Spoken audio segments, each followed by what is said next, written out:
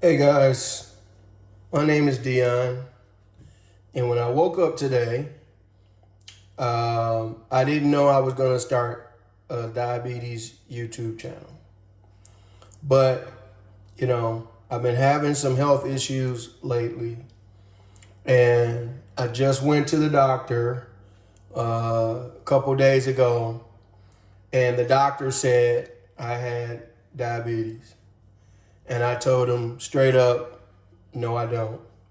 Just flat out, I'm not accepting that.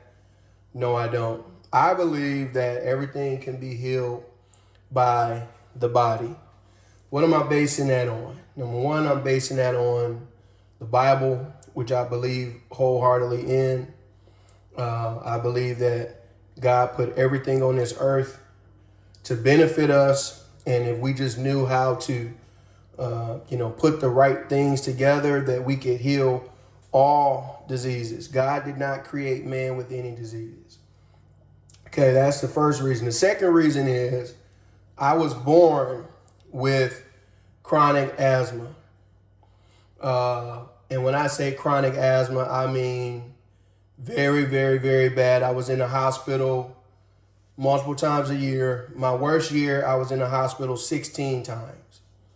16 times. Missed a ton of school growing up, all because of asthma. I missed out on a lot. And, long story short, what the doctors were telling me to do wasn't working. And I took a different approach. And as of right now, I barely take my inhaler. Like I've gone literally like almost a year without taking an inhaler. I think I had to take it one time, just because, sometimes I have anxiety, and the inhaler, because I've just been taking it for so many years, the inhaler helps me calm down. So I did take it once, like within the past 3 months. But before that, it was like 6 or 7, 8 months I had to take, which is a miracle. When I used to take a nebulizer, and I used to take that multiple times a day. And then when I would, go to school, I'd have to have my inhaler with me. In fact, when I talk to people I went to high school with, and they see pictures of me, they say, this is the first time I've ever seen you without your inhaler around your neck, because I used to wear it around my neck. Okay? And so now I'm claiming that I'm healed. I don't even use that. Maybe I'll talk about that again.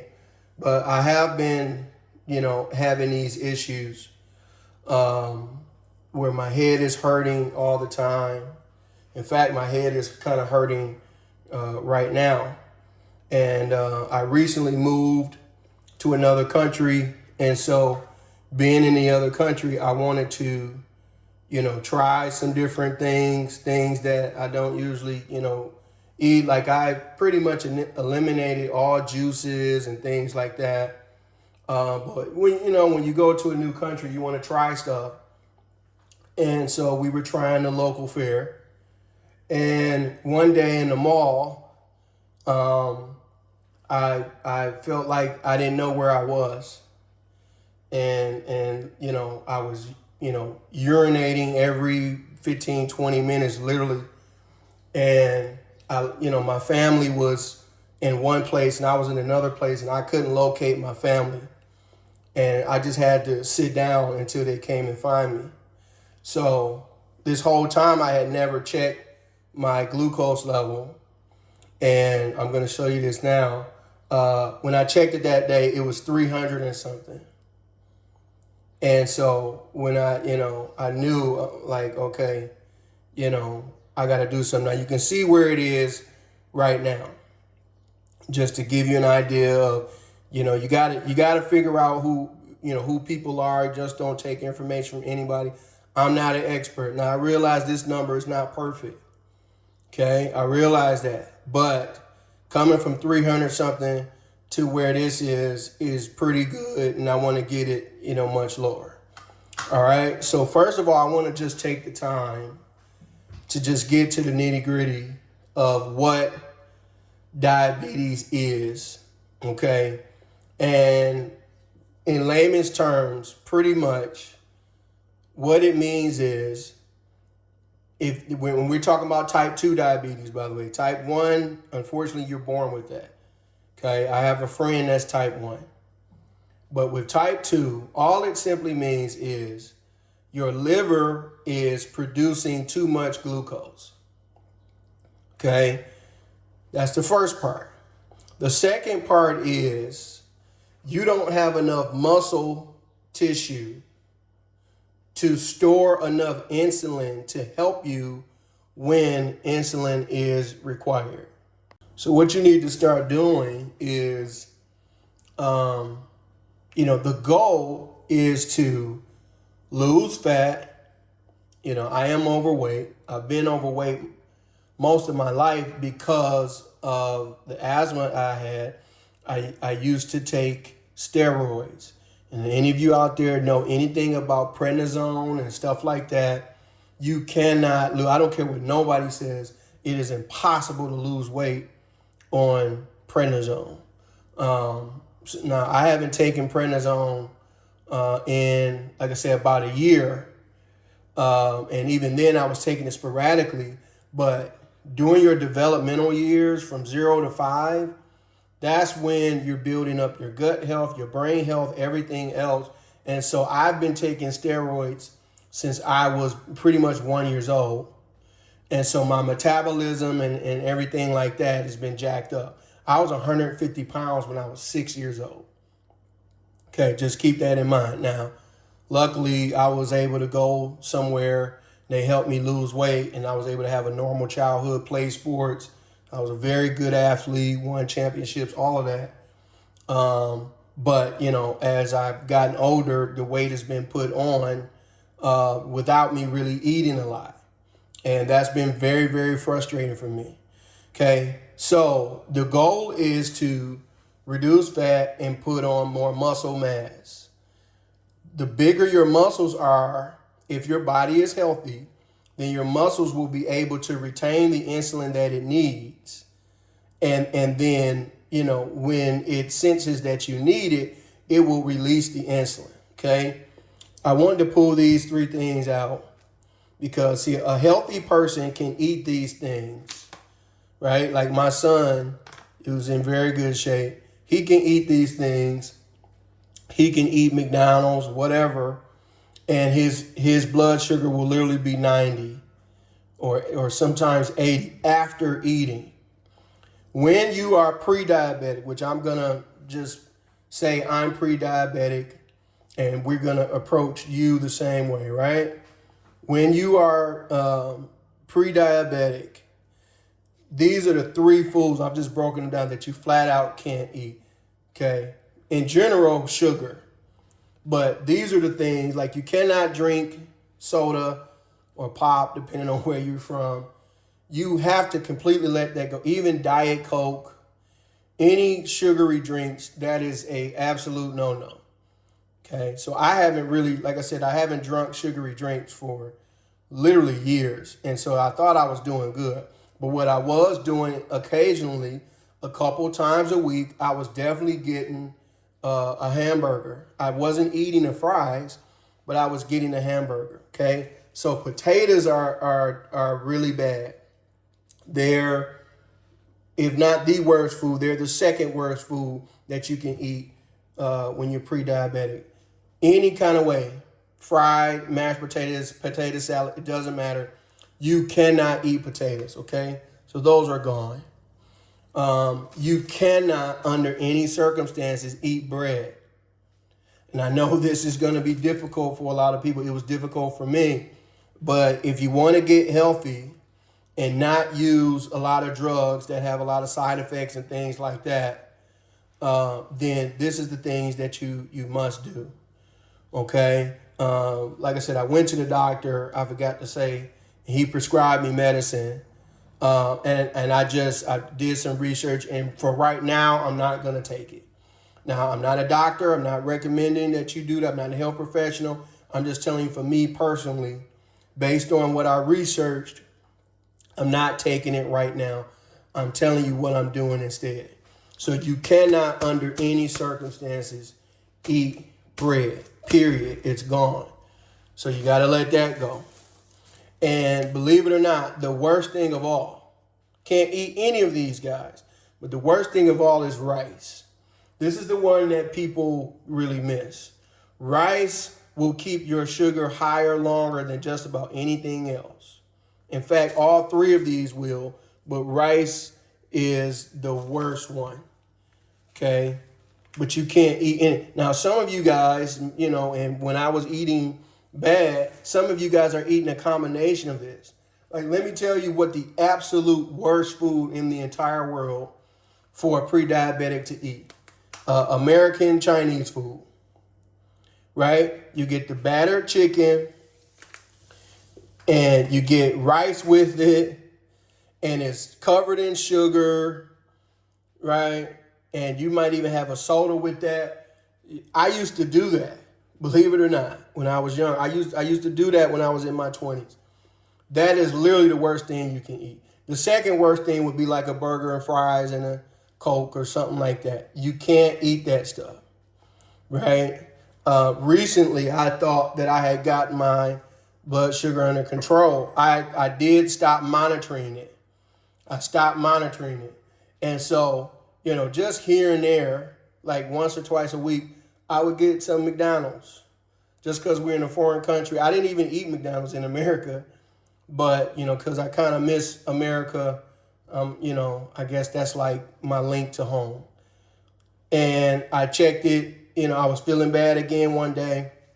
And again, my sugar was up over 300. So I knew what to do, okay? Now, so let me show you what you have to replace with that, okay? What you need to do is eat a lot of protein. Protein will bring your sugar down. Oh, you know what? I forgot something else. Okay, you have to eat a lot of protein.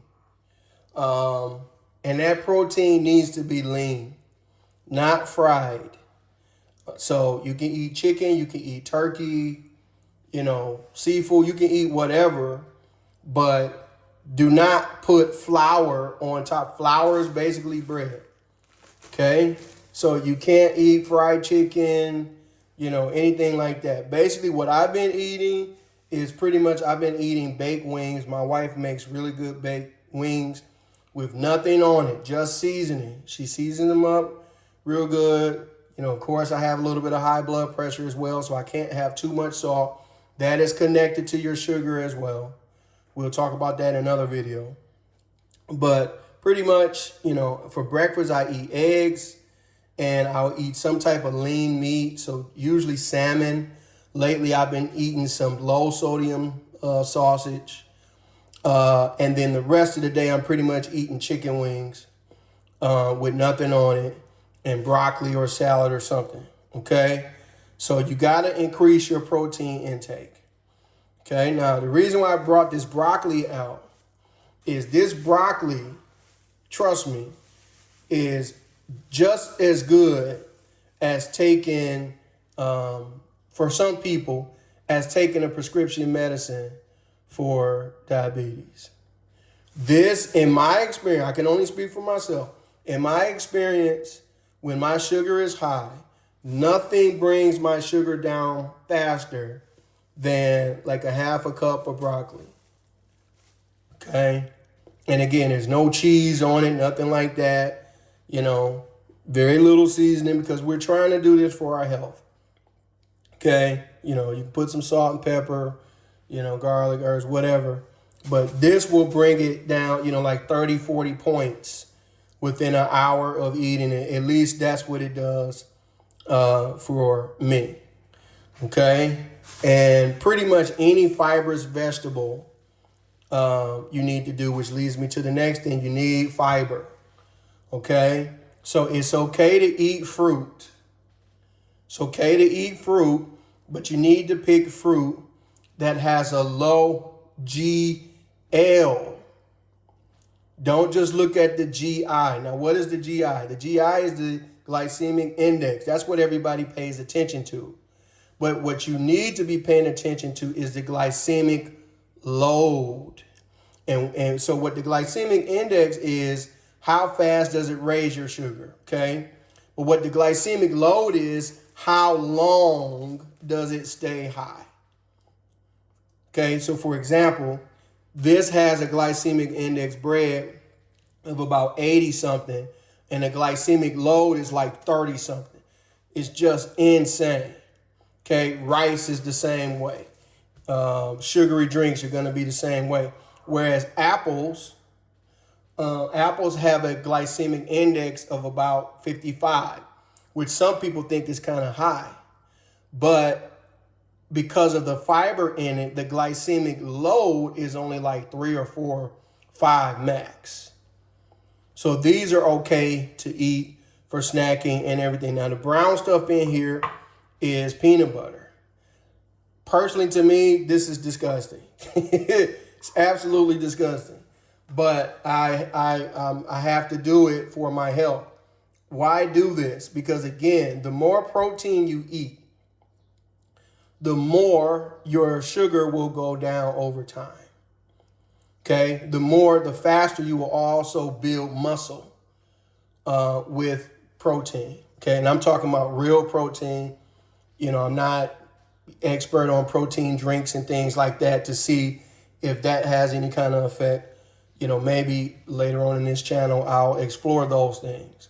Okay, but just doing these things, just eliminating this stuff, no bread, no rice, no potatoes, eliminating this stuff, okay, and then adding more protein, eating more fiber is going to make a big difference. Okay, now we need to do some other things to help. Of course, you need to exercise, and your exercises should be focused on strength building. Okay, we're not going to get into that today, but I'm just telling you, okay, it's okay to walk.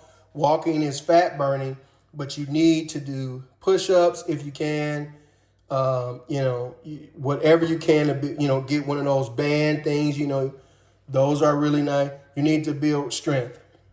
The other thing that I've done, and of course this is all over YouTube, is incorporate apple cider vinegar. Okay, I've only been using it honestly for about a week. So, I'm still, seeing if it's really providing a big benefit. What I can tell you is I feel a little bit different. Okay, so initially, I was using this stuff. Everybody knows about this stuff, okay? And the best thing to do is to take it at night on an empty stomach. You put 2 tablespoons of this in 2 cups of water and you just down it, okay? But sometimes I was having some gastric issues, just like heartburn and stuff, not throwing up and nothing, but heartburn. So recently I got these. Okay, and what I can say is I don't feel the effects as much as the real stuff, but, and these are apple cider vinegar pills, and they're just straight apple cider vinegar pills. They're nothing special. There are other ones that have vitamins and stuff. I can't vouch for those. But what I can say is I can tolerate these a little better, and I feel just a little bit better. Sometimes when I take them, I feel a bit like flush, faint, and so I have to lay down. But that goes away. I tried the berberine as well. Let me tell you guys about that. I tried the berberine, and I don't know what it is, but berberine literally makes me feel like I'm going to die. I've taken it 3 different times, and when I take it, within 10, 15 minutes, I can't walk.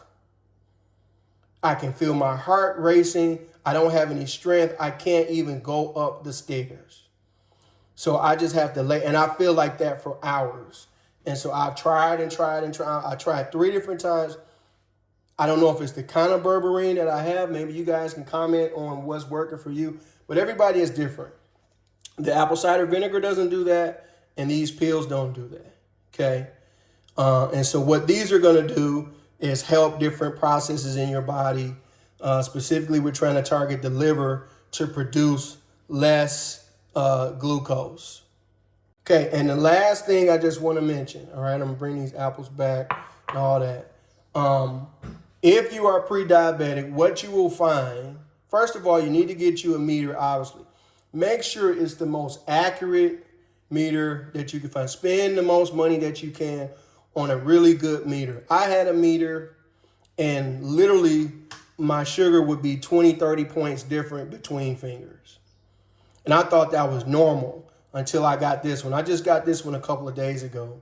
This one is super fast. It uses less blood, and there might be a 4-point difference between all my, like, sometimes I'm crazy like that. Sometimes I'll test all my fingers because I'm trying to beat this thing. And it's not much disparity. But what you cannot do, you cannot consume carbs at night before you go to bed. Because what's going to happen, whether you consume carbs or not, if you're pre-diabetic, your sugar is going to be higher in the morning. So when you wake up, your sugar is going to be the highest.